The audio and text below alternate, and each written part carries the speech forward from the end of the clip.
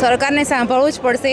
અમે જ્યાં સુધી સરકાર સાંભળશે ત્યાં સુધી અમે આ મેદાન છોડવાના નથી। આજે અમે નાના બાળકને લઈને આવ્યા છે। અત્યારે 40 ડિગ્રી તાપમાનમાં જો અમે ઘરમાં પણ નથી રહી શકતા તો અમે અહીંયા ક્યાંય છાંયડો નથી, છૂટાછવાયા વિસ્તારમાં અમે અહીંયા રહીએ છીએ। નાનું બચ્ચું છે જેને પીવાનું પાણી પણ નથી મળતું, ફરી ફરીને પાણી લઈ આવીએ છીએ।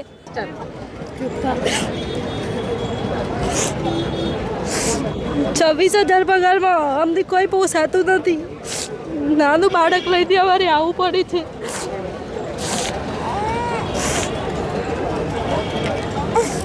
સરકાર અમારી માંગણી સંતોષે એ જ અમારી આશા છે। ગાંધીનગરમાં એવી જગ્યા ઊભા છે કે જેમાં 2 દિવસથી આ બહેનો તેમના બાળકોને રાત્રિના સમયે પણ લઈ આંદોલન કરી રહી છે, કેમ કે રાજ્યની જે સરકાર છે તે તેમનો અવાજ નથી સાંભળી રહી। આરોગ્ય વિભાગના આ કર્મચારીઓ અચોક્કસ મુદ્દતની હડતાલ પર છે અને કેવળ ને કેવળ તેમની 2 માંગણીઓ છે।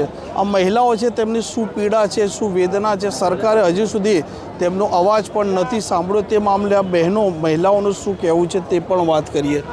જે પ્રકારે 2 દિવસથી તમે અચોક્કસ મુદ્દતનો હડતાળ કરી રહ્યા છો, જમવાની શું સ્થિતિ છે, સુવાની શું સ્થિતિ? અહીંયા જમવાની કોઈ સ્થિતિ અમને સારી મળતી નથી। અમે અમારી જાતે જ પેમેન્ટ કરીને જમીએ છીએ। જ્યાં હોટલમાં જમવા જઈએ ત્યાં 200 થી 300 રૂપિયા એક ડીશનું જમવાનું મળે છે। અમે અમારા પરિવારને મૂકીને આવ્યા છે। વૃદ્ધ માતા પિતા છે, સાસુ સસરા છે, બાળકો છે, એમને મૂકીને આવ્યા છે।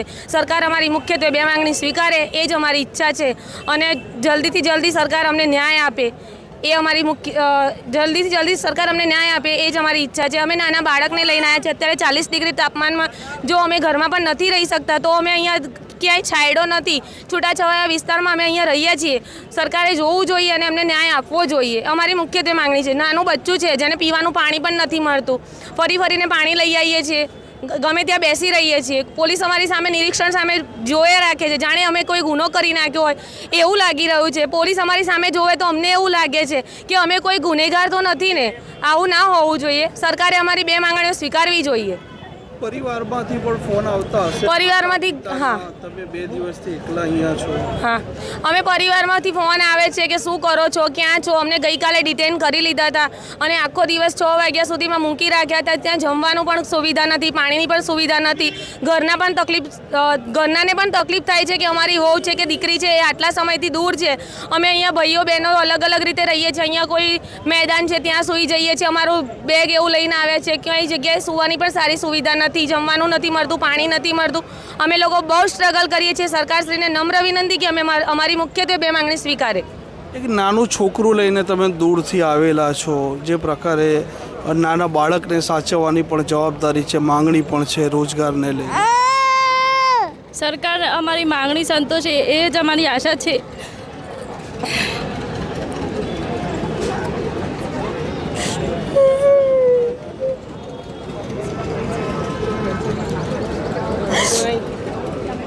સિસ્ટર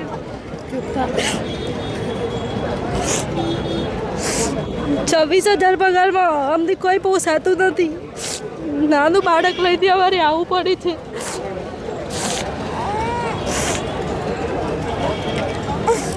સરકાર અમારી માંગણી સંતોષે એ જ અમારી આશા છે। રાત્રે બાળકને કેવી રીતે સાચવો છો? સરકાર સામે વાત પણ નથી સાંભળતી।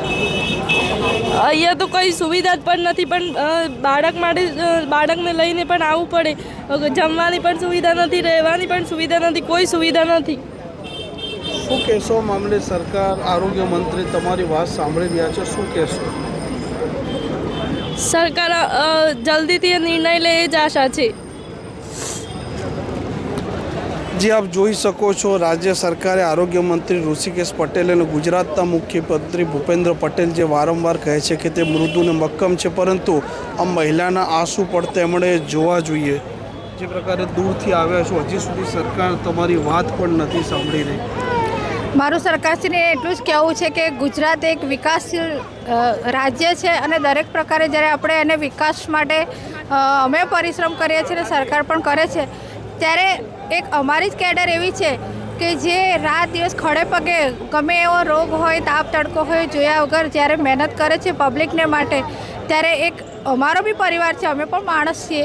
તો જે અમારી મુખ્ય 2 માંગણીઓ છે, એક તો અમે જે ટેકનિકલ કામ કરીએ છીએ તેમ છતાં અમને ટેકનિકલ ગણવામાં આવતા નથી, તો અમને ટેકનિકલ ગણવામાં આવે। અને જે ખાતાકીય પરીક્ષા કે જે ખરેખર અમે એનો અભ્યાસ કર્યો છે અને એક્ઝામ આપીને પાસ થયા પછી જ અમને આ જોબમાં અમને લીધેલા છે, તેમ છતાં અમને ફરીથી એમ કહે છે કે તમે ખાતાકીય પરીક્ષા આપો. તો અમારી મુખ્યત્વે 2 માંગણી છે. એ 2 માંગણીને સરકાર સ્વીકારે અને અમારો જે હક છે, જેને અમે લાયક છીએ, તો એ અમને પૂરો પાડે, એ જ અમારી માંગણી છે. પરિવારમાંથી પણ સતત ફોન આવતા હશે, ચિંતા પણ તમારી કરતા હશે. હા, અમારા પરિવારમાંથી પણ ફોન આવે છે કે તમે મોડા રાત્રે જઈએ તો બી ફોન આવે છે કે શું થયું. અને ઘરે નાના બાળકો, વૃદ્ધ માતા પિતા બધાને મૂકીને આવીએ છીએ. તો સરકારને વિનંતી છે કે જલ્દીથી જલ્દી અમારા માટે કોઈ સારો નિર્ણય લે અને અમારી મુખ્ય 2 માંગણીઓ પૂરી કરે. કેમ સરકાર નથી સાંભળી રહી? નાના બાળકો છે, તમે આ ખુલ્લા મેદાનમાં 2 દિવસથી જાગી રહ્યા છો. સરકારને સાંભળવું જ પડશે. અમે જ્યાં સુધી સરકાર સાંભળશે ને ત્યાં સુધી અમે આ મેદાન છોડવાના નથી. અમારી 2 માંગણીઓ છે તે સરકારને પૂરી કરવી જ પડશે. જી જરૂરથી. શું કહેશો તમે? જે પ્રકારે તમારું આંદોલન ચાલી રહ્યું છે, સંઘર્ષ છે, તકલીફ છે. બસ ખાતાકીય પરીક્ષા રદ કરે અને ટેકનિકલ ગણીને અમને ગ્રેડ પે વધારે, બસ એ જ. શું કહેશો તમે? તો એક લાંબો સમય વિભાગમાં પસાર કરેલો છે. અત્યાર સુધી અમે જે કામ કર્યું એ બહુ જ મહેનતથી કામ કરેલું છે, તો પણ અમને જે ગ્રેડ પે અને ખાતાકીય પરીક્ષા રદ કરે અને ગ્રેડ પે આપે, બસ અમારી આ 2 જ માગણી છે. કંઈ નહીં, બસ અમે એ જ સરકારને કહેવા માંગીએ છીએ કે અમારી જે આ 2 માંગણી છે એ સત્વરે પૂરી કરો. એક વખત તો એ લોકોએ અમને અહેવાલ આપી દીધો છે, પણ એ ઠરાવને GR નથી આપ્યો. તો એના માટે અમારું સરકારને એક જ કહેવું છે કે આ જે નાના છોકરા લઈને આવ્યા છે, જે બહુ મોટી ઉંમરના વ્યક્તિઓ છે, એનું જોઈને અમને મંજૂર કરી આપે. અમારી આ 2 માંગણીઓ સ્વીકારે. બસ. પરિવારમાંથી સતત ફોન આવતા હશે, તમારા માતા પિતા ચિંતા કરતા હશે. હા, કરે ને બધા. અમારી માગણીઓ પૂરી કરે સરકારને, એ જ અમારું આવેદન છે. જી જરૂરથી. તો આ રાજ્ય સરકારના આરોગ્ય વિભાગના જ કર્મચારીઓ છે કે લાંબો સમયથી આ આરોગ્ય વિભાગમાં ફરજ બજાવે છે. લોકોને જે સારવાર કરતા હોય છે, તેમ છતાં તેમની અનેક વર્ષોથી આ 2 પડતર માંગણીઓ છે તેનું હજી સુધી નિરાકરણ નથી આવ્યું. અને ગાંધીનગરના આ મેદાનમાં રાત્રે અને દિવસે બાળકોને લઈને તે સૂઈ પણ નથી શકતા. બાળકોની પણ ચિંતા છે, ઘરમાં રહેલા માતા પિતા પણ આ મહિલાઓ છે તેમની ચિંતા કરે છે. પરંતુ રાજ્ય સરકાર તરફથી આ મામલે હજી સુધી કોઈ પ્રતિક્રિયા ન આવતા તેમણે પણ એક નિર્ણય લીધો છે કે કોઈ પણ રીતે તે તેમના નિર્ણય પર અડગ છે. આ પ્રકારના સમાચાર અહેવાલ માટે નવજીવન ન્યૂઝ ચેનલ જોવાનું ભૂલતા નહીં. નમસ્કાર. વૈષ્ણવજન તો તેને કહીએ જે પીડ પરા